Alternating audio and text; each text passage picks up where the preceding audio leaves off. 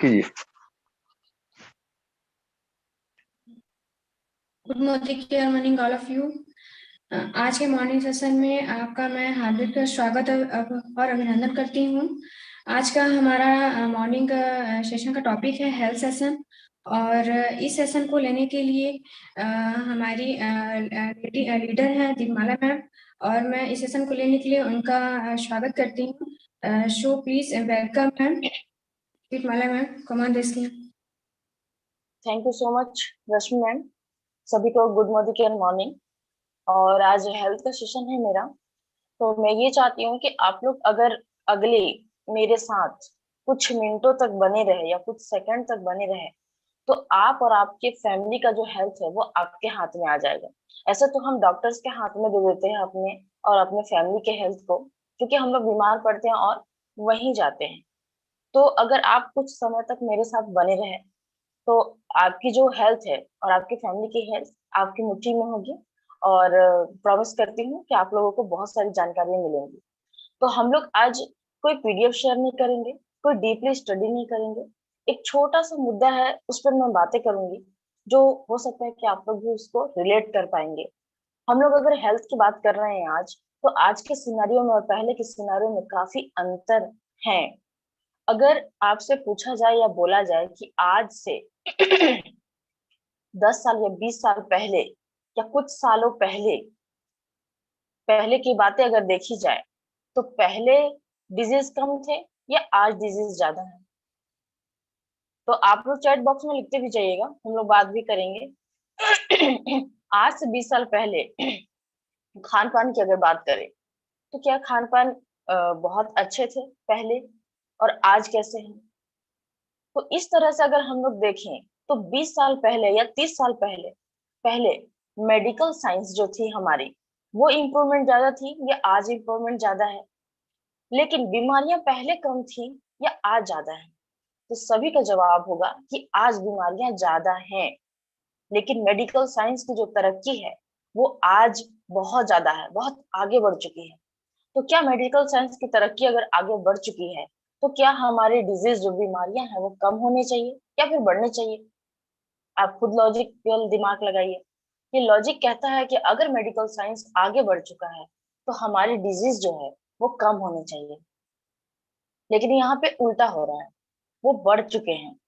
क्यों? क्योंकि बहुत सारे रीजंस हैं, बहुत सारी चीजें हैं जो हम लोग आज बातें करेंगे।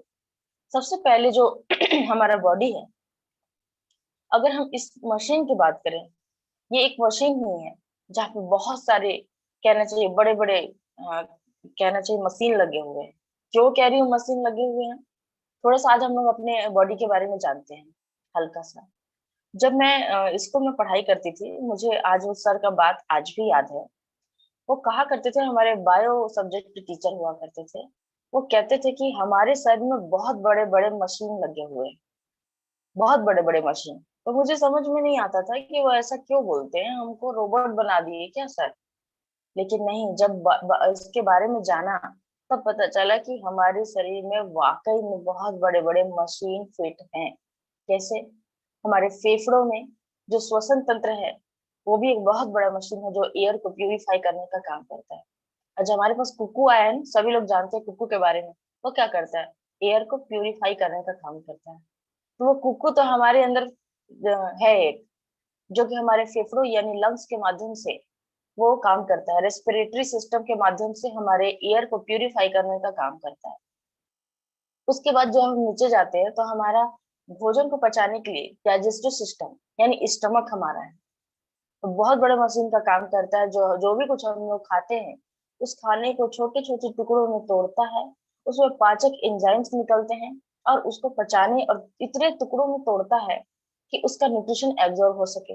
वो भी एक बहुत बड़ा मशीन है हमारे लिए। वाटर को फिल्टर करने का काम कौन करता है? वाटर फिल्टर हम सभी के घर में होता है। सभी लोग, हम लोग वाटर फिल्टर का यूज करते हैं। और बाहर के जितने भी होते हैं कीटाणुओं को, बैक्टीरिया को, धूल कणों को छानने का काम करता है। उसी तरह हमारे अंदर एक बहुत बड़ा मशीन फिट है वाटर फिल्टर के रूप में, जिसको बोलते हैं किडनी। वो किडनी के रूप में वो हमारे अंदर मौजूद है, जो फिल्टर का काम करता है। तो इस तरह हमारे शरीर में वाकई में बहुत बड़े बड़े मशीन फिट है। वाटर फिल्टर को तो हम सर्विसिंग भी कराते हैं, लेकिन किडनी को कभी सर्विसिंग कराते हैं क्या? फिर भी वो हम लोगों को 60 70 80 साल तक काम देता है। लंग्स को कभी फिल्टर कराते हैं क्या? हमारा अभी किकू एयर प्यूरिफायर अगर कुछ हो जाए तो हम उसका फिल्टर चेंज कर सकते हैं, क्योंकि उसके 3 फिल्टर आते हैं।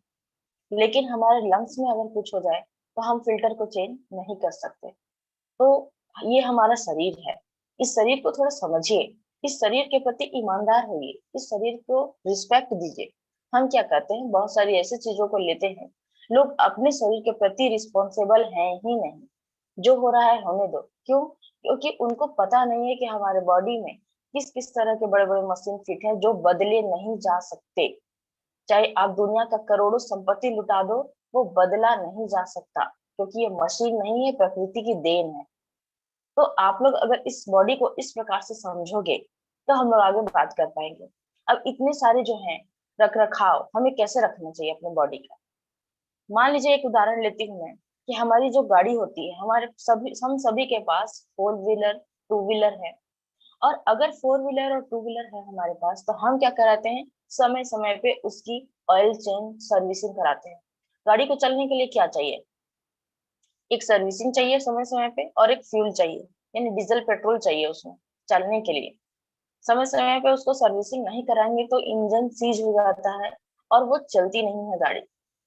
लेकिन अगर वही बात हम अपने शरीर के साथ करें, तो शरीर को हम कभी रिपेयर नहीं कराते, कभी इसकी सर्विसिंग नहीं कराते, कभी अंदर झांक के नहीं देखते कि क्या हो रहा है क्या नहीं।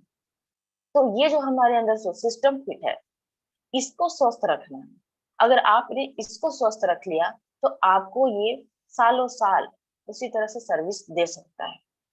अगर हम देखें कि हम अंदर जाता कैसे है, सारी चीजें बुराई चीजें या बुरी चीजें जाते कैसे हैं, तो 3 साधन है। एक तो एयर, वाटर और फूड। 3 चीजें हम इंटेक्ट करते हैं। इन्हीं सब चीजों से, जो कि पॉल्यूशन या पॉल्यूशन बेस्ड चीजें हमारे अंदर जाती हैं, और ये हमारे जितने सिस्टम्स होते हैं उसको डैमेज करने का काम करती है। एयर में देखें तो एयर में बहुत सारे कीटाणु हैं, बैक्टीरिया हैं, जो कि हम डायरेक्ट नाक से इंटेक कर लेते हैं। लेकिन हमारे फेफड़ों में इतना होता है पावर कि वो छानने का काम करती है, एयर को प्यूरिफाई करती है। उसके बाद कार्बन डाइऑक्साइड छोड़ती है, ऑक्सीजन लेती है, कार्बन डाइऑक्साइड छोड़ती है। ये एक काम होता है। वहां पे लंग्स में हमारा एक फिल्टर हो गया। उसके बाद दूसरा है वाटर। आजकल देखिए श्वास सांस से संबंधित बहुत सारे लोगों को प्रॉब्लम हो रहा है। बहुत सारे लोगों को एयर पॉल्यूशन का डिजीज होने लगा है, और लोग डायरेक्ट डेथ होने लगे हैं। क्यों? क्योंकि हमारे ये जो फिल्टर का सिस्टम है ना, ये वीक हो चुका है, जो कि फिल्टर नहीं कर पाता है। तो इस तरह दूसरे में अगर वाटर, वाटर से भी हम बहुत सारी चीजों को इंटेक्ट करते हैं। हम लोग नहीं जानते हैं, हम लोग धूम्रपान नहीं करते हैं, हम लोग गंदी चीजें नहीं पीते हैं, फिर भी हमारे बॉडी में यूरिया और पेस्टिसाइड की मात्रा बहुत ज्यादा होती है। अगर हमारे पूरे बॉडी 100% मिलकर बना है, तो ये WHO का रिकॉर्ड है ये, मैं नहीं कह रही हूँ। 6 से 7%, या अभी तो उसके ज्यादा परसेंटेज बढ़ गए हैं, पेस्टिसाइड और यूरिया की मात्रा हमारे बॉडी में पाई जाती है, जो कि हम इंटेक नहीं करते। हम अल्कोहल नहीं पीते, हम स्मोकिंग नहीं करते, लेकिन कहीं ना कहीं से धुआं हमारे नाकों से जाता है, और हम वो स्मोक का ही काम करता है। और कहीं ना कहीं हम लोग अगर अल्कोहलिक यूज नहीं करते हैं, फिर भी हम बहुत सारे ऐसे पेय पदार्थ का यूज करते हैं जिसमें कुछ ऐसे पेस्टिसाइड होते हैं, यूरिया होते हैं, जो हमारी बॉडी के लिए नुकसानदायक होते हैं, और हम वाटर के थ्रू उसको इंटेक कर रहे हैं, जो कि क्या करेगा, वो हमारे किडनी में फिर प्रॉब्लम करता है। अगर वाटर के थ्रू इंटेक कर रहे हैं तो वो वाटर फिल्टर का काम है। अगर आप फूड के थ्रू इंटेक कर रहे हैं तो हमारे स्टमक का काम है। तो फूड के थ्रू जो आप लेंगे तो वो स्टमक बिगाड़ेगा। वाटर के थ्रू जो बुरी चीजें लेंगे वो आपका फिल्टर, यानी वाटर फिल्टर, यानी किडनी को डैमेज करेगा। एयर के थ्रू अगर आप कुछ अच्छी चीजें नहीं ले रहे हैं तो आपके श्वसन तंत्र को डैमेज करता है। तो इस तरह से ये काम करता है। तो मैं थोड़ा सा स्क्रीन शेयर करूंगी और हम लोग जानेंगे कुछ चीजों के बारे में, कुछ आंकड़े बताऊंगी मैं। तो मैं बोर्ड यहाँ पे आप लोग को शेयर कर रही हूँ थोड़ा सा।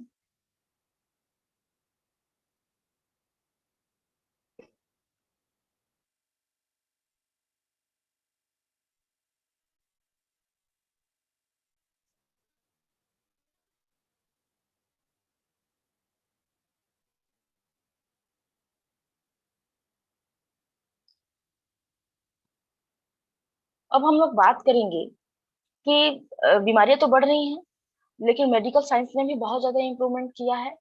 तो अब हम देखते हैं कि जैसे कि मैंने बताया कि हम इंटेक कहाँ से करते हैं। फर्स्ट है एयर, सेकंड है वाटर, थर्ड है फूड। अगर हम लोग तीनों चीजों से ये इंटेक कर रहे हैं तो बहुत ही खतरनाक होने वाली चीजें हैं। वाटर से हम लोग बहुत सारी जो फिल्टर से हम वाटर को जब छानते हैं तो गंदगी छनने के साथ साथ वाटर फिल्टर उनके खनिज लवणों को भी क्या करता है, फिल्टर कर देता है। कभी कभी ऐसा ही होता है। और जब हमारे बॉडी में मिनरल्स यानी खनिज लवण नहीं मिलते हैं तो ज्यादा से ज्यादा क्या प्रॉब्लम होता है, आपको हड्डियों में प्रॉब्लम होना स्टार्ट होता है। हड्डियों में कैसे? ज्यादातर पुरुषों में तो नहीं, महिलाओं में ये प्रॉब्लम ज्यादा दिखाई देती है, विटामिन डी की कमी। विटामिन डी की कमी होने लगती है और उनकी हड्डियां धीरे धीरे कमजोर होने लगती हैं। तो इस तरह से हम लोग कुछ ना कुछ ऐसा इंटेक्ट कर रहे हैं जो कि एज ए न्यूट्रिशन को कम कर रहा है हमारी बॉडी का। तो वाटर के थ्रू अगर हम लोग खनिज लवणों को नहीं ले पा रहे हैं, मिस हो रहा है, तो वो भी एक प्रॉब्लम है ही, समस्या है ही हमारा। उसके बाद अगर आप देखेंगे हमारा फूड, फूड तो हमारा पूरा पॉल्यूटेड है ही। यूरिया एंड पेस्टिसाइड से भरा हुआ हम फूड इंटेक करते हैं। और जब हम इंटेक करते हैं तो सबसे ज्यादा प्रॉब्लम कहाँ होता है, ये बताना चाह रही हूँ।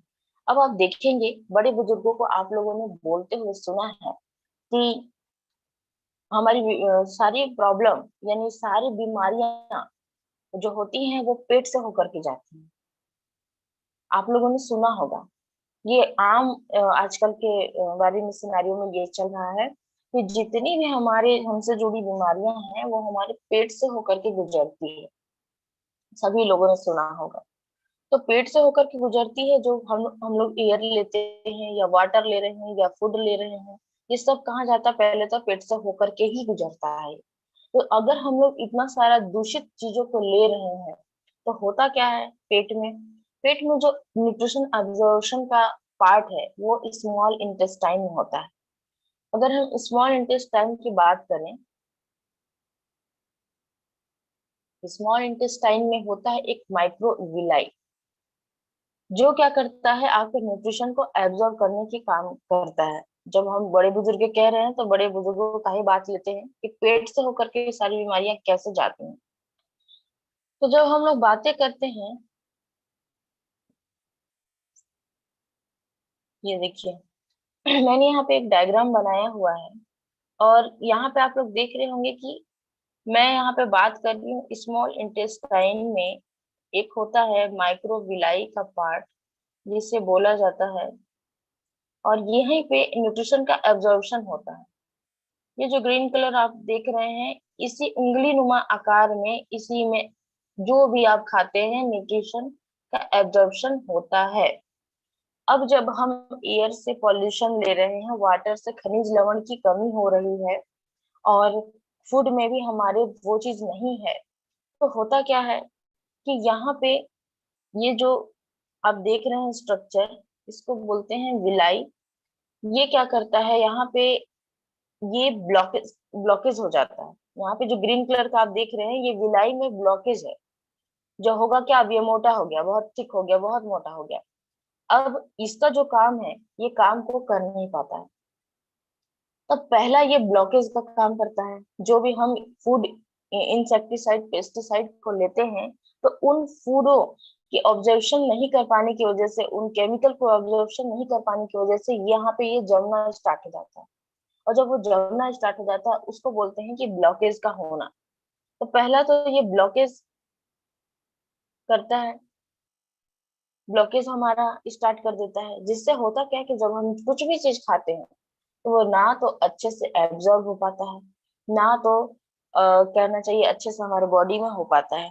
अब बहुत सारे बच्चों को कहते सुने होंगे कि खाता तो है पर लगता नहीं शरीर में, इतना तो खाता है लेकिन ये लगता ही नहीं शरीर में। लगेगा कहाँ से?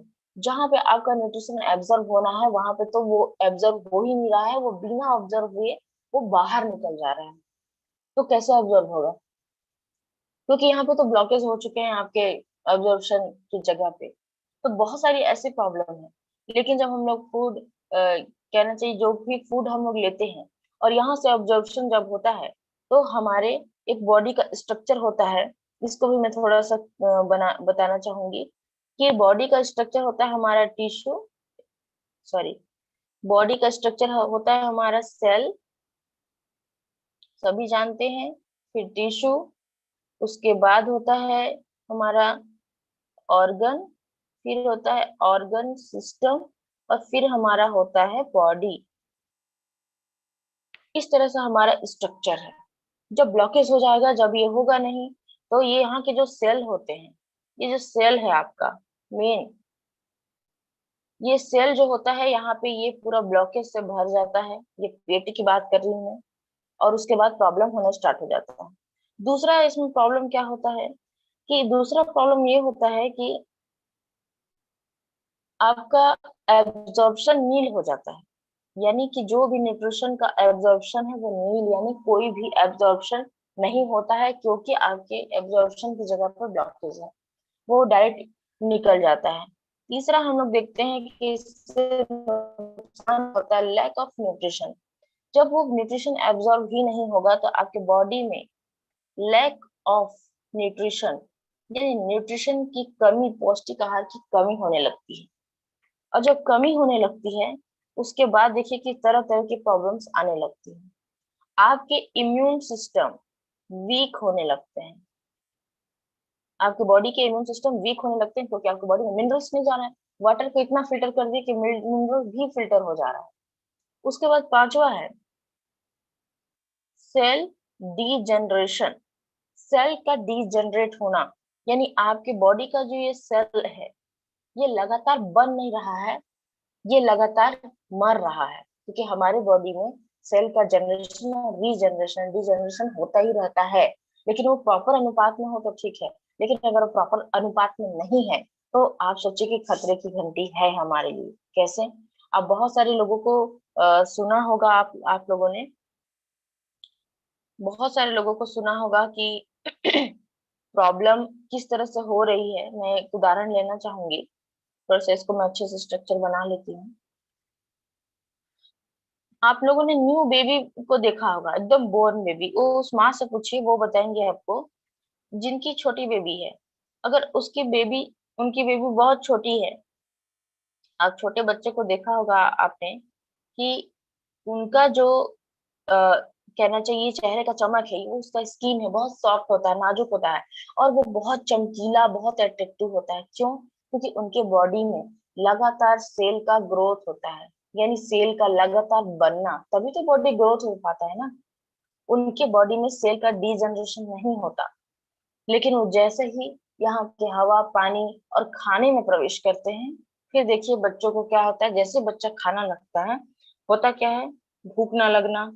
आजकल मैंने कई बच्चों को देखा है जो खाना है तो खाते ही नहीं, खाते ही नहीं है। उनके माँ बाप परेशान है और तरह तरह की प्रॉब्लम उनको है। जब वो खाना ही नहीं खाते तो उनके इमोशन से ठीक नहीं होते हैं। उसकी वजह से पेट की समस्या इतनी है कि लीवर में प्रॉब्लम आ जा रहा है। छोटे छोटे बच्चों को, 10 से 12 साल के बच्चों को मैंने देखा है, लीवर इन्फेक्शन होते हैं। आप सोचिए कितना बड़ा ये प्रॉब्लम है। ऑर्गन, तो इस तरह से ही होता है। उसके बाद जैसे देखते हैं हम कि हमारा जो सेल है, सेल के बाद आता है टिश्यू, टिश्यू के बाद आता है ऑर्गन, ऑर्गन के बाद आता है ऑर्गन सिस्टम, और आता है हमारा बॉडी। अब देखिए मैं और एक उदाहरण लेती हूँ कि सेल डिजनरेशन का कहाँ पे आप देख सकते हैं। आप देखते हैं कि आजकल डायबिटीज की प्रॉब्लम बहुत ज्यादा है। डायबिटीज एक नामी बीमारी बन चुकी है हमारे हम लोगों के बीच। डायबिटीज क्यों होता है? डायबिटीज हमारे एक पेंक्रियाज होते हैं, पेंक्रियाज में, ये पेंक्रियाज है हमारा, क्योंकि वो स्टमक के नीचे ही होता है, जहाँ पे दहन की प्रक्रिया होती है और हमारा भोजन जो है पचता है। वहीं पे उसी आग में वो पचता है, थोड़ा सा आंच मिलता है उसको, और जब वो पचता है तभी वो भोजन का न्यूट्रिशन अच्छे से एब्जॉर्ब होता है। अब ये जो अग्नाशय है, हमारा जो पेंक्रियाज है, इसमें होता है बीटा सेल। बीटा सेल क्या करता है? बीटा सेल इंसुलिन का सिक्रेशन करने का काम करता है, बीटा सेल सिक्रेशन करने का काम करता है, और इंसुलिन की कमी से ही प्रॉब्लम ये हो जाता है। कहीं कहीं पे कम बनते हैं, कहीं कहीं पे इंसुलिन बॉडी में बनता ही नहीं है। तो जब ये बीटा सेल होता क्या है कि आपके न्यूट्रिशन गैप की वजह से ये बीटा सेल जो होते हैं हमारे बॉडी में, इसका हो जाता है डेथ। हमारे पैंक्रियाज से बीटा सेल का नामो निशान खत्म हो जाता है एक उम्र के बाद।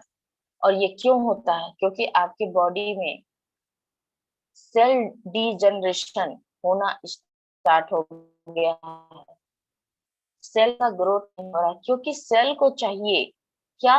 न्यूट्रिशन। बीटा सेल को बनने के लिए जिस न्यूट्रिशन की जरूरत होती है, हम बॉडी में वो चीज कम करने लगते हैं, और कम करने की वजह से हमारे बीटा सेल जो होते हैं वो मर जाते हैं, डेथ हो जाता है उनका, जहां से इंसुलिन का बनना बंद हो जाता है।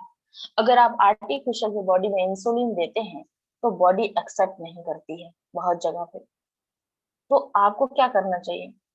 बीटा सेल को जिंदा रखना है या बीटा सेल को मार देना है? इसलिए हो जा रहा है आजकल डायबिटीज का प्रॉब्लम। लेकिन लोग उसको समझ नहीं पाते कि हमारे शरीर के अंदर ये जो पेस्टिसाइड भरे खाने हैं वो क्या कर रहे हैं। एक उदाहरण और दीजिए। आज से 10 साल पहले और आज से 20 साल आगे हम आ गए हैं।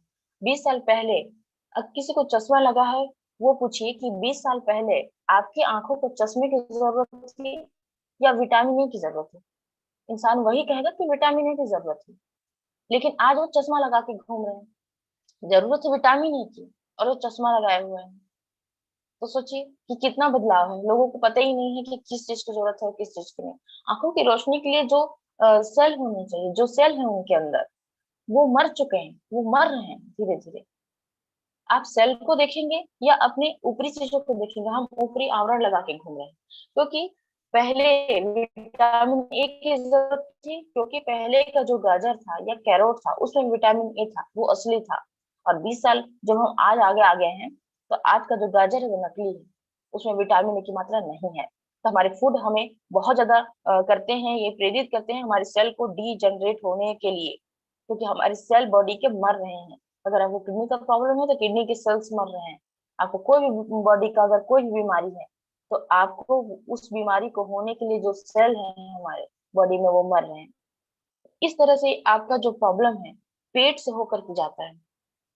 तो पेट से होकर के इसलिए जाता है क्योंकि यहाँ पे आपका जो ये फैटी जम गया है, या आपके न्यूट्रिशन को एब्जॉर्ब नहीं कर रहा है टोटली। तो इसलिए अगर आपको पेस्टिसाइड खाना, अगर आप ज्यादा इंटेक कर रहे हैं, या हमारे सेल को हम नहीं स्वस्थ रखेंगे, तो हमारा बॉडी का हर अंग हर पार्ट ही डैमेज होता रहेगा। तो इस तरह से अगर हम देखें तो हमारा रियल में जो है सिस्टम, उससे सेल से सेल मरेंगे, टिश्यू मरेंगे, टिश्यू से बॉडी ऑर्गन मरेंगे, ऑर्गन से ऑर्गन सिस्टम डैमेज होंगे, और फिर हमारा एक दिन बॉडी का डेथ हो जाता है। आजकल आप लोग देख रहे होंगे कि बहुत ज्यादा डायरेक्ट मृत्यु होती जा रही है, आकस्मिक मृत्यु जिसको कहा जाता है उसकी संख्या बढ़ रही है। आजकल बूढ़े लोग आपको घर में दिखाई देंगे, जवान इंसान दिखाई नहीं देंगे। क्यों? क्योंकि यहाँ पे बॉडी का सेल का डीजनरेशन इतना ज्यादा होने लगा है हमारे बॉडी में, कि हमारे बॉडी के जो अंग हैं, अंग तंत्र हैं, वो डैमेज होने लगे हैं। और पहले के जो लोग थे, आज से 40 साल पहले के लोग, उनका थोड़ा बहुत ठीक है, इसलिए वो लोग आज तक थोड़ा ज्यादा सरवाइव करते हैं। सेल के डीजनरेशन होने की वजह से क्या होता है? अगर हमारे घुटने में दर्द होता है, देखिए, सेल का डीजनरेशन होने में कितना वो लगता है, मैं दिखाना चाहती हूँ आप लोगों को। हमारा जो सेल का डीजनरेशन होता है, जब डीजनरेशन होने लगता है, और धीरे धीरे धीरे सेल के डीजनरेशन होने में करीबन 7 से 8 साल लगता है। हम डॉक्टर के पास कब जाते हैं? जब हमारा सेल डैमेज होता है तब, या हमारे घुटने में दर्द होता है तब। जब हमारे घुटने में दर्द शुरू हो जाता है तब हम डॉक्टर के पास जाना पसंद करते हैं। और वो घुटने में दर्द कब होता है, कब से हो रहा है? सेल का डीजनरेशन 7 से 8 सालों तक होता है। इसीलिए कहा जाता है कि कोई भी बीमारी बीमारी को लगने में समय तुरंत नहीं होता है। क्योंकि वहां धीरे धीरे धीरे सेल का डिजनरेशन होना स्टार्ट हुआ और 7 से 8 सालों के बाद आपके घुटने में दर्द हुआ, यानी घुटने में ग्लूकोजामाइन का कमी हो गया। तो जब कमी हो गया ग्लूकोजामाइन का, कब से हो रहा है ये? 7 से 8 सालों तक गैपिंग गैपिंग बनते बनते बनते बनते हुआ है। तो हम लोग तब जाते हैं डॉक्टर के पास जब घुटने में दर्द है, आंखों की रोशनी कम हो जाती है, पेट में जब छाले पड़ जाते हैं, किडनी में जब प्रॉब्लम आ जाती है, लीवर हमारा डैमेज हो जाता है, तब हम डॉक्टर के पास जाते हैं। 7 से 8 साल तक ये प्रोसेस चलता है, तब जाके बॉडी में कोई प्रॉब्लम हमें दिखाई देता है, सिम्टम्स भी दिखाई नहीं देते हैं। तो ये चीज हो रहा है हमारे साथ। आप सोचिए कि आप अपने स्वास्थ्य के प्रति क्या कर रहे हैं, अपने बॉडी को क्यों नहीं समझ रहे हैं। अगर आपका स्वास्थ्य नहीं है तो कुछ भी नहीं है आज के टाइम पे। आजकल लोग सोए सोए मर जा रहे हैं, सोए सोया वो उठा ही नहीं, जो बैठा है वो बैठे रह गया। आखिर इस तरह की मृत्यु क्यों? क्योंकि लगातार हमारे बॉडी में कहीं ना कहीं सेल का डीजनरेशन यानी मृत्यु लगातार हो रहा है। क्योंकि सेल बनने के लिए जो हमें न्यूट्रिशन चाहिए वो हम बिल्कुल भी नहीं ले रहे हैं। यहाँ भी कितने लोग बैठे होंगे जो न्यूट्रिशन नहीं लेते होंगे। हमारे आसपास कितने सारे लोग हैं जो न्यूट्रिशन को जानते तक नहीं है, उसके महत्व को समझते नहीं है, पहचानते नहीं है। आप ही सोचिए कि आपका लगातार बॉडी का सेल का डिजनरेशन होना आपके लिए कितना दुखदाई और खतरनाक हो सकता है। अपने परिवार को सोचिए कि अगर आपका धीरे धीरे डिजनरेशन होते होते आप कहीं आकस्मिक मृत्यु में चले जा रहे हैं, सोचिए उनका क्या बुरा हाल होता है। लेकिन लोग आजकल सोच समझ, लग रहा है कि सोच समझ को साइड में कर दिए हैं और समझ ही नहीं रहे हैं। हमारे आसपास कितने लोग हैं जो न्यूट्रिशन खाते नहीं, जो न्यूट्रिशन जानते नहीं। यहाँ भी हमारे साथ कितने सारे जुड़े हुए लोग न्यूट्रिशन को नहीं समझते। मुझे अफसोस होता है कि आप अगर इस इंडस्ट्री में हैं जहाँ पे न्यूट्रिशन की भरमार है और आप अगर नहीं खा रहे हैं तो आपसे बड़ा मूर्ख कोई है ही नहीं। न्यूट्रिशन को अगर अपने जीवन में महत्व आपने नहीं दिया आज की डेट में, तो ज्यादा से ज्यादा आप कितना साल जिएंगे? बहुत कम। सेल का डिजनरेशन होने की वजह से उम्र भी घटता है। पहले जहाँ लोग 60-70 में मरते थे, आज 40 साल में मर रहे हैं, क्योंकि सेल का डिजनरेशन हो रहा है। वो न्यूट्रिशन बॉडी में है ही नहीं जो ग्रोथ करे, हमेशा ग्रोथ करे। देखिए बहुत सारे लोगों के सेल डिजनरेट होने लगते हैं, तो देखिएगा कि कोई 40 साल का इंसान 55 साल का दिखने लगता है। उसकी बॉडी स्ट्रक्चर, उसके स्किन, उसके सारे चीज ऐसे हो जाते हैं। तो इस तरह से अगर आप देखेंगे तो बहुत सारी चीजें हैं जो कि हमें ये एहसास दिलाती हैं कि हमें इन सारी चीजों को समझना चाहिए। 1 मिनट, मेरा स्क्रीन थोड़ा सा।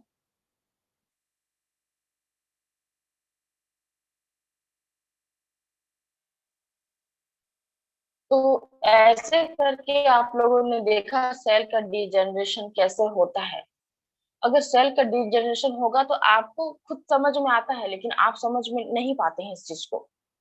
अगर आपकी स्किन में झुर्रियां पड़ रही हैं तो भी आपका बॉडी का सेल का डिजनरेशन हो रहा है और ग्रोथ नहीं हो रहा है। क्योंकि न्यू चाइल्ड अगर आप देखें, बॉर्न चाइल्ड को, तो उनके स्किन देखेंगे आपके बिल्कुल चमकते हुए दिखाई देते हैं, क्योंकि उनके बॉडी में सेल का डिजनरेशन नहीं होता है, ग्रोथ होता है, हमेशा ग्रोथ होता है। तो ग्रोथ जब होता है तो वो बढ़ते हैं बच्चे, तभी तो उनको बढ़ा होता है ना। जिनके बॉडी में सेल का ग्रोथ नहीं होता, रुक जाता है, वो मन बुद्धि हो जाते हैं। उनकी जो शारीरिक जो चीजें हैं वो बढ़ती नहीं है, ग्रोथ नहीं होती हैं। तो इस तरह से ना फिजिकल मेंटली ग्रोथ रुक जाता है। लेकिन हम फिजिकली मेंटली ग्रोथ होने के बाद भी अगर हमारे अंदर प्रॉब्लम आ रही है तो हमको समझना चाहिए कि हमारे जो सेल है वो डेड हो रहे हैं। आजकल बहुत सारी ऐसी चीजें हैं लेकिन हम लोग समझते नहीं। हर घर में आज छोटे बच्चों को प्रॉब्लम है, हर घर में प्रॉब्लम है। उनको समझाइए, यही बताइए कि आपके बच्चे के बॉडी का सेल जो है वो ग्रोथ नहीं हो रहा है, वो रुक रहा है, आगे चल के दिक्कत हो सकते हैं। मैंने बहुत सारे बच्चों को देखा है कि वो लिवर के पेशेंट हो जाते हैं। तो लीवर के पेशेंट क्यों होते हैं मैंने बहुत अच्छे से बताया है आपको। तो आई थिंक आप लोगों को आज मेरा सेशन समझ में आया होगा। मैंने सिर्फ और सिर्फ स्वास्थ्य को आपके दिलों तक पहुंचाने का आज कोशिश किया है, क्योंकि मैंने बहुत सारे पीडीएफ में आप लोगों को बता चुका है, बहुत सारी किताबी ज्ञान दे चुकी हैं। और आज मुझे लगा कि आज थोड़ा इस सिस्टम पे बात करना चाहिए कि आप अपने स्वास्थ्य के लिए अवेयर हो जाइए। तो thank you so much, back to host. बाकी जानकारी सभी यहाँ लीडर जानते हैं, बाकी न्यूट्रिशन के बारे में सभी को पता है। तो आज मैंने थोड़ी सी दिल से बात की है। तो thank you so much all of you मुझे सुनने के लिए। मेरा सेशन आज से यहीं तक। और back to host Rashmi ma'am. Thank you ma'am, thank you very much. वाकई आज का सेशन बहुत अच्छा रहा। दीपमाला मैम ने हमें हेल्थ सिस्टम के बारे में बहुत अच्छे से जानकारी दी। बहुत